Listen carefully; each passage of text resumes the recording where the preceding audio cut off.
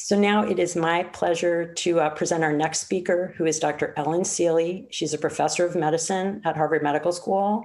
She's a vice chair of faculty development in the Department of Medicine and an endocrinologist at the Brigham and Women's Hospital.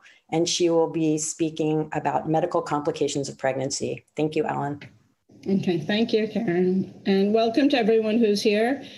I really like doing these live to be able to look at people's faces and see how they're reacting to what I'm saying, if they look confused or look pleased or whatever. And so it's going to be a little different, but I hope I provide information that'll be helpful to you. So I have no conflicts.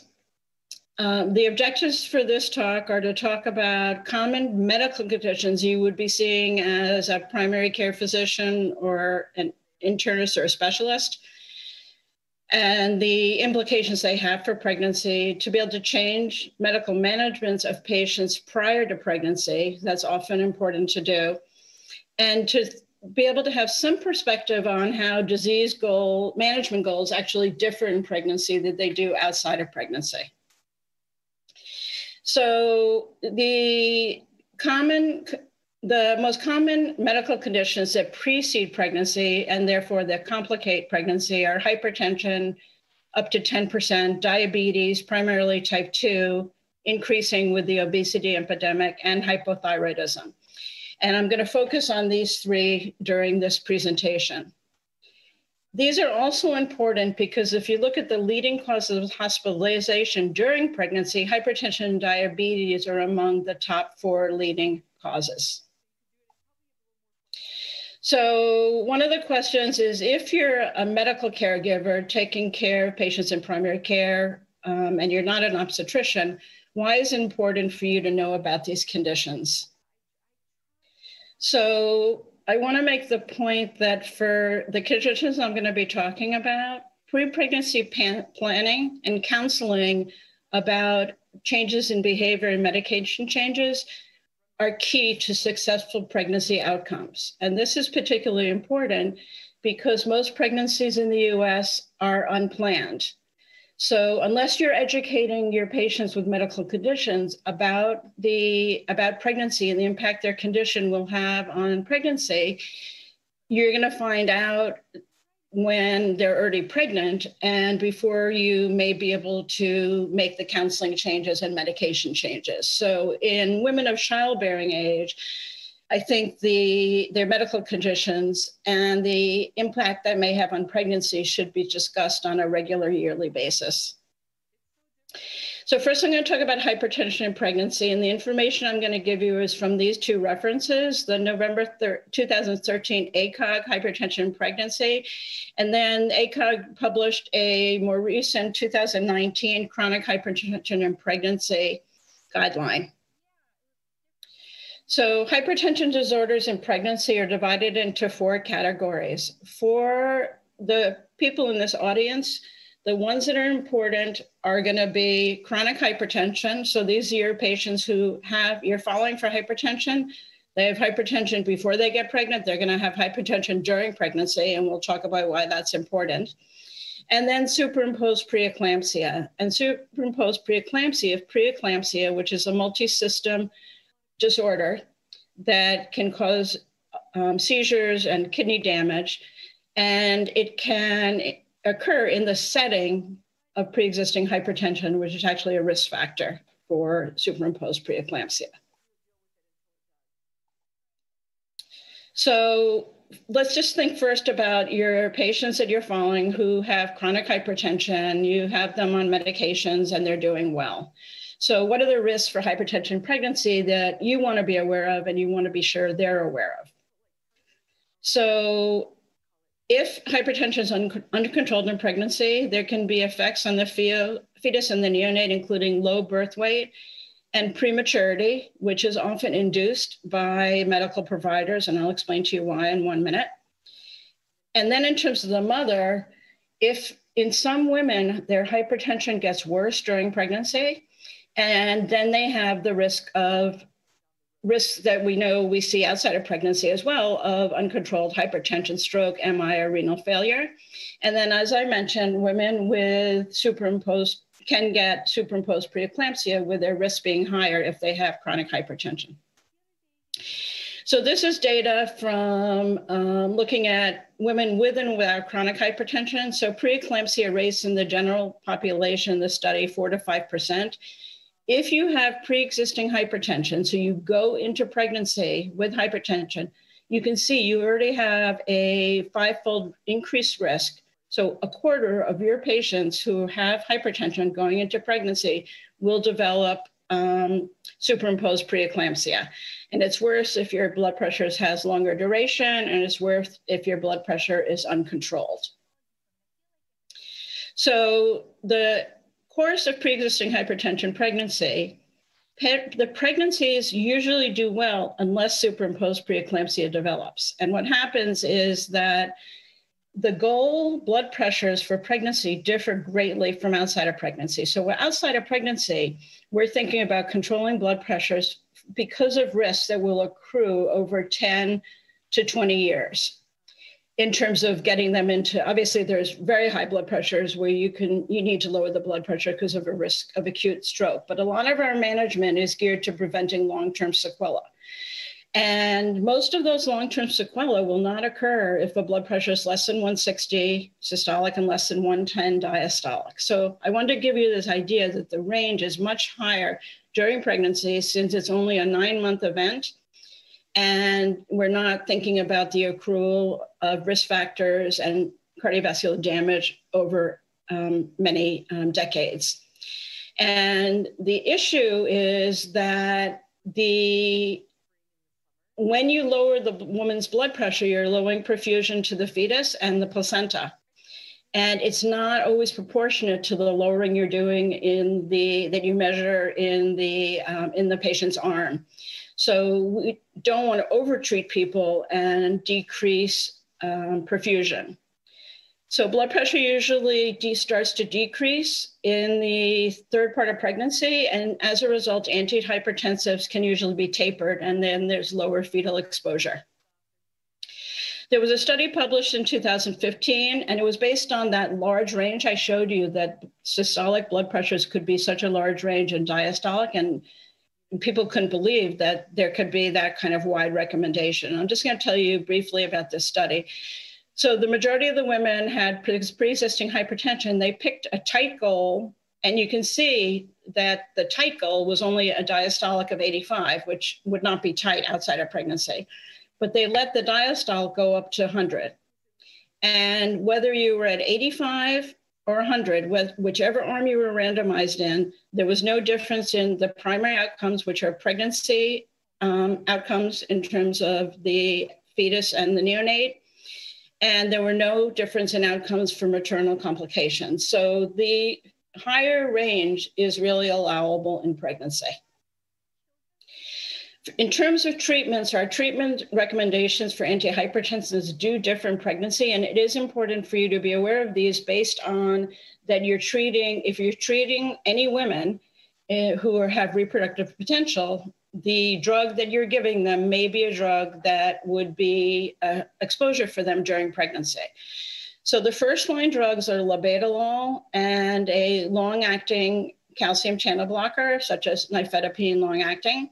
Either of these would be options, and they've been widely tested in studies and shown to have good outcomes. For second line, aldamet, alpha-methodopa, is in the second line drug. It has the longest history of use, and the infants have actually been followed up to 7.5 years with normal development. But because it's not as effective as the drugs we usually use, and it has a negative side effect profile, including primarily somnolence, we don't use that as much. And in my practice, we use mainly labetalol and nifedipine. Diuretics can be used in pregnancy. Usually it would be continuing a diuretic that someone was on during pregnancy, not starting one at the initiation, because the diuretic effect is most prominent in the beginning of the initiation, and we don't want to have dehydration during the first part of pregnancy when volume expansion is really key to a healthy pregnancy. I think one of the most important things to think about is that converting enzyme inhibitors and ARBs, my recommendation is to stop them prior to conception. We know that if they're given in the second and third trimester, that there can be fetal anuria, oligohydramnios, and the baby can be born with an ineffective renal system, and they have neonatal renal failure, which usually results in death. There was one study that appeared in the New England Journal that raised the question of birth defects with first trimester exposure. There was a lot of confounding in it, and there's at least several, and I gave you one article that have been, two articles that have been published, suggesting that there are not increased risk of birth defects in the first trimester, but that hypertension itself is associated with increased risk of birth defects, but the drug you use, using this drug or the labetalol don't increase birth defects more than each other. The reason why I recommend stopping prior to conception is it allows you to have time before they get pregnant and blood pressure start changing to regulate the dose. And also because, as I told you, over 50% of pregnancies are unplanned. So if you're asking people about childbearing and they're saying, I'm thinking about having a family, and you're doing that regularly, I would recommend when they're interested in having a family, or they're not using contraception, to switch them off of an ACE inhibitor and an ARB, or an ARB to one of the other medications that I mentioned. Okay, so for summary, for chronic hypertension, and this first thing is going to be an issue. These are going to be similar for each condition. So family planning is important for all women who have hypertension. There are certain drug classes that are commonly used because they're very effective and well tolerated that women should be switched off, I would say, prior to becoming pregnant, because not all women are going to let us know the first moment they find out they're pregnant. And that knowledge that the blood pressure goals differ during pregnancy, and be aware of the complications of hypertension that hypertension can have in pregnancy. I'm going to switch to diabetes, and women with diabetes, and this is any type of pre-existing diabetes before pregnancy. So the majority that we see in our population is going to be type 2, but obviously there's going to be some women with type 1. Birth defect risk can rise as high as 20% if the person's out of control and they have a high hemoglobin A1C. So the birth defect rate in the general population is around 2 to 3%. So you can see how magnified glucose lack of control is. If glucose is controlled prior to conception, the birth defect rate drops to just only 1% over the general population. So you're talking about a 3 to 4% birth defect rate compared to a 20% birth defect rate. And this is why it is so crucially important that all of you who follow patients who have diabetes are aware and are teaching your patients that when they decide to get pregnant or when they're not preventing a pregnancy, they need to be working to control their glucoses. So diabetes also has risks in pregnancy. For the fetus and neonate, I focused on birth defects. Glucose crosses the placenta and the fetus starts producing insulin, which is a growth factor, adding to macrosomia. Some of these babies are delivered early because they get too large and they're going to need to be in a C-section, or because the woman develops preeclampsia. There can be birth trauma because there's a lot of truncal obesity and the head can be delivered, but then the shoulders are too wide and can't be delivered. And because, as I mentioned, the fetal pancreas has been making its own insulin throughout the majority of the second, third trimester. When the maternal fuel from the mother is removed, the pancreas doesn't turn off right away, and there can be neonatal hypoglycemia. This will resolve, but it often results in the baby needing to have a NICU stay for frequent glucose monitoring. For the mother, there can be progression of her complications. So retinopathy can progress during pregnancy and nephropathy can progress during pregnancy. So women with these complications need to have them evaluated evaluated well prior to pregnancy. If someone has retinopathy and needs laser treatment, that should be something addressed prior to pregnancy. As I mentioned, preeclampsia is increased risk in women with diabetes. And the American College of OBGYN recommends starting aspirin after 12 weeks of pregnancy in high-risk women, which they include is a woman with pre-existing diabetes. And I'm just going to mention and hopefully the high-risk OB person will do this. It should be a dose of over 100 milligrams a day, preferably 150 milligrams a day, started after 12 weeks. Because the baby could be too big to be delivered vaginally, mothers with diabetes have more C-section rates. So as I mentioned, pre-pregnancy planning is really key for women with diabetes to have them have the optimal outcome. So again, like with hypertension, you want to discuss family planning at least yearly and stress the importance that they know before they're going to have a pregnancy that they're going to need to work for at least 3 months to get good glucose control. If the hemoglobin A1C is not normal, I give 6 months because as we know, hemoglobin A1C is only reflects 3 months of glucose control. So if you start with 6 months and the next hemoglobin A1C at 3 months is not yet a control, it still gives the woman another 3 months to get herself to as normal as possible hemoglobin A1C prior to conception. And then the woman needs to be counseled to the risks. You want to do a pre-pregnancy determination of retinopathy, nephropathy, and particularly gastroparesis, because a lot of women get nausea and vomiting of pregnancy. Women with gastroparesis, if you know about it, some of the drugs you might use to help with the nausea and vomiting may differ during pregnancy, depending on if you knew this was a diagnosis related to the diabetes. And then medications need to be adjusted. And remember, for women with diabetes, a lot of them have hypertension, and we talked about ACE inhibitors and ARBs. So when you're talking about diabetes medications, include antihypertensives when you think about your diabetes medications. So this is from the January 2020 very recent ADA publication that I gave you here.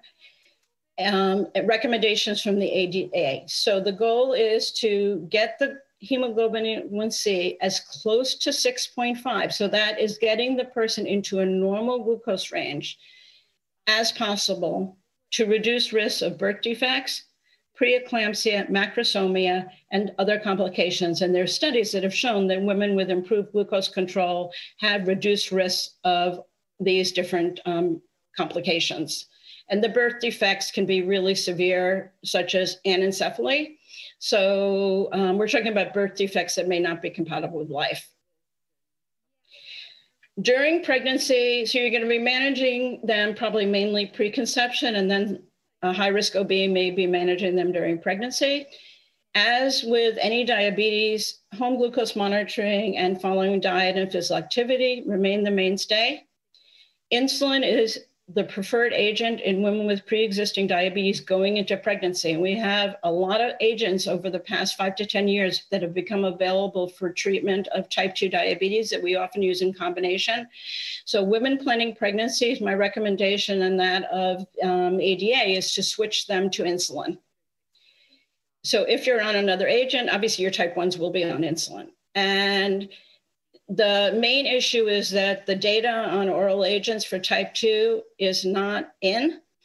The data that's available is mainly for using it to treat gestational diabetes in the 3rd trimester of pregnancy, which is very different than using the oral agents throughout pregnancy. So remember that you're going to talk to the patients and you're going to have them, they'll know and you know that you're going to switch them to insulin prior to pregnancy.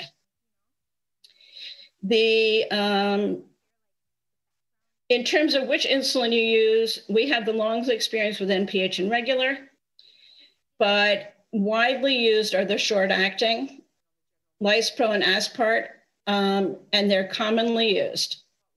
In terms of the longer-acting, Levemir has had the most studies done during pregnancy. It's preferred by many, and it's the drug of choice for pregnancy for long-acting insulin in Europe. In the United States, we use glargine more commonly than Levemir. There's some controversy about glargine in terms of its having mitogenic potential. There's been no reports adverse in humans. So if someone is not on a long-acting, and I'm starting one, and someone who is trying to be pregnant, I would use Levemir. If someone's really well controlled and you've had them on glargine and you've done a lot of work to get them controlled on glargine, they should be notified of this risk, but having poor glucose control by changing them to something is worse than this potential risk. Multiple daily injections or pumps can be used with good outcomes. And none of the insulin regimens have been studied head-to-head in terms of looking at superiority.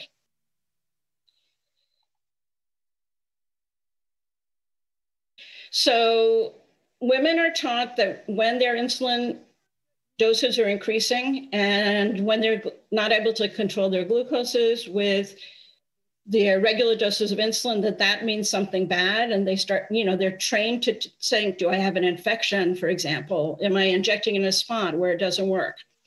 So insulin resistance occurs normally in pregnancy. So we teach women that this is a condition where in a healthy pregnancy, you will need to be on more insulin, and dose need to be adjusted through pregnancy. Here are the goals for pregnancy, and they're lower than the goals outside of pregnancy because glucose is run lower in pregnant women. So although the goal for conception is less than 6.5%, the goal during pregnancy is less than 6% if achievable without too much hypoglycemia. So you're weighing the control versus the hypoglycemia.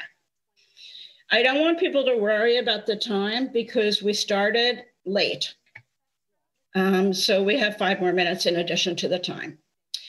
So in terms of gestational diabetes, the reason why I want to bring this up is because although it's a pregnancy complication and goes away with the delivery, it's really important for any person who's in a primary care role with a patient to be asking someone about their history of gestational diabetes. So as I mentioned, usually in the 3rd trimester, it goes away with delivery.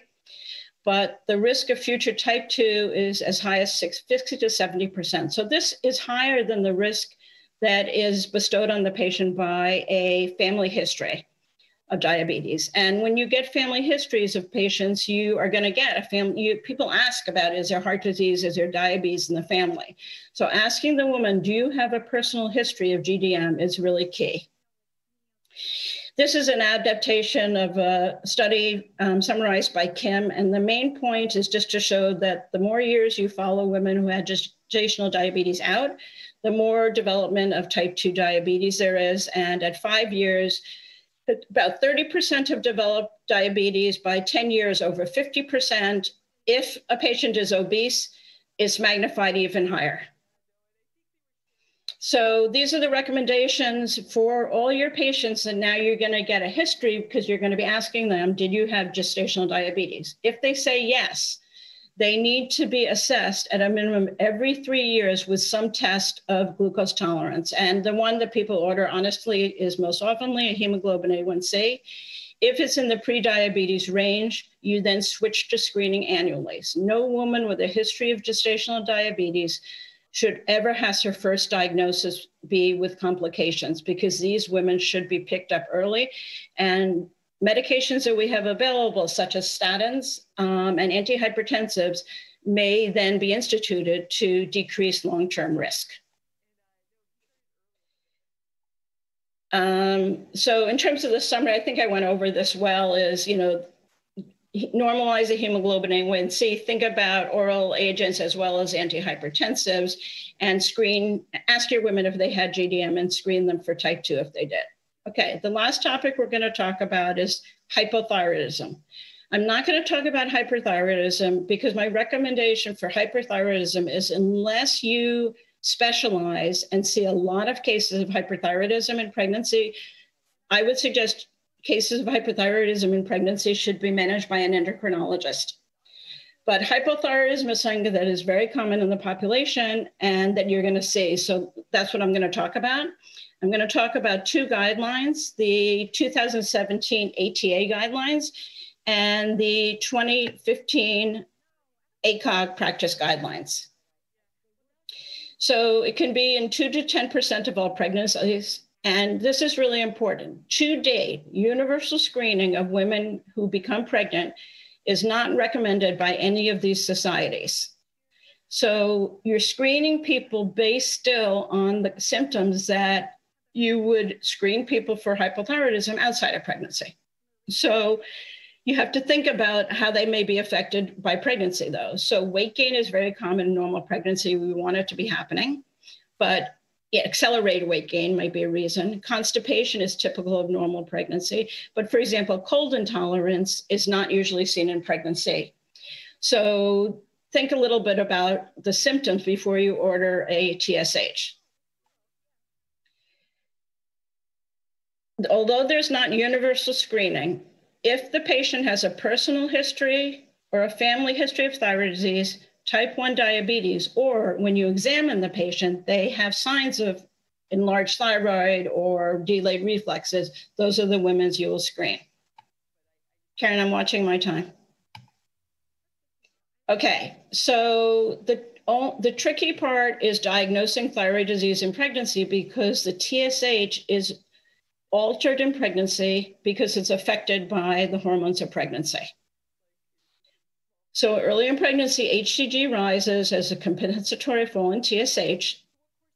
So TSH is usually within the normal range, but a lot of women will have suppressed TSHs and they are still normal because the normal range for your lab is not a pregnancy normal range. And I'm going to tell you how to address that. I'm going to skip this in interest of time. It's just showing the reciprocal relationship of HCG and TSH. This slide, I think, is important because it's showing you the median and the confidence intervals of TSH in a large population of women without thyroid disease. So TSH has run lower in pregnancy. So you're seeing your TSH is running around 1 as the mean. But look at your confidence interval. So up to 2.3, but there's women who are definitely running less than 0.1. So there's women running 0.03, 0.03, 0.13, and this is in the normal distribution of pregnancy. So what do you do about that? So if your lab happens to have a pregnancy-specific normal range, and both publications talk about that, and I haven't found any people yet who have a lab that has a pregnancy-specific normal range. If you don't, what you can take is you take your range and you reduce it by 0.4 for your lower range and by 0.5 for your upper range starting in the late first trimester. So let's say you only could remember one number and you remembered 0.4, that's going to guide you well. So your lower range is going to be lower and your upper range is going to be lower by about 0.4 to 0.5. Okay, hypothyroidism risk to the pregnancy. So here are the risks to the fetus or the infant, and here are the maternal risks. So this is hypothyroidism, a low T4 with a high TSH. And we know that treatment of these women is really important to improve outcome. Subclinical hypothyroidism, which is debated a lot, meaning your TSH is elevated, but your T4 is in normal range. There were observational studies suggesting impaired neurodevelopment and decreased IQ. There are now 2 prospective studies that have randomized women who have elevated TSH and normal T4 to receiving thyroid hormone or not receiving thyroid hormone. And the children of these pregnancies have been followed up to 5 years, and whether the woman received thyroid hormone in this range or did not receive thyroid hormone, the neurodevelopment and the IQs of these children are normal. So whether we need to be aggressive about treating this mild degree of hypothyroidism remains up for debate. And the risks of hypothyroidism subclinical is controversial. So this is what we usually do. Since we know there's clear risks associated with clinical hypothyroidism defined as low T4, high TSH, and there's potentially side effects if I have 5 extra minutes. So, because we started late. So the TSH, if the TSH is elevated and the T4 is normal, I would still treat those women to get a normal TSH. So the recommendations aim for TSH less than 2.5 at conception. Check a TSH as soon as pregnancy tests positive. Remember that thyroid hormone requirement increases during pregnancy and returns to pre-pregnancy requirement postpartum. Titrate during pregnancy to remain less than 2.5. And you can take your patient back to her pre-pregnancy dose at delivery, and then it should be checked to the 6-week visit. All right, so Ellen, I'm so sorry. Obviously, we would rather hear the entire talk. Apparently, the timer was adjused, so we unfortunately do have to wrap up. Okay, no, I'm going to close up. Great, okay. I didn't see it adjusted, but I totally trust you. I'm going to skip iodine intake. So I'm going to summarize hypothyroidism. So as we talked about, have a good threshold for deciding you're going to order the TSH for hypothyroidism, because the most likely thing you're going to come back with is a low TSH and be thinking, is my patient hyperthyroid? So remember that your TSH could be low in the first trimester, and that's completely normal. And when you're treating people, you're going to treat them to a lower TSH during pregnancy. Okay, my overall summary. So I want to hope that these 3 messages got home. One is that since a number of these conditions need regulation of medications prior to pregnancy, you want to be doing regular family counseling about medical conditions that need to be adjusted medication-wise and goal-wise. The medications often be adjusted during and prior to pregnancy, and that treatment goals differ during pregnancy. And I have questions with the answers all well explained, so we can skip them in the interest of time. But if you're available to be at the Q&A at the end. Yeah, I'm going to try to be. I'm not 100% sure, but I'm going to try to be here at 5:30. Okay, fantastic. And I'll also send you some questions, so maybe you can answer them, and I can, if you're not. Oh, I'd be happy to do that. Okay, fantastic. Thank you so all. much.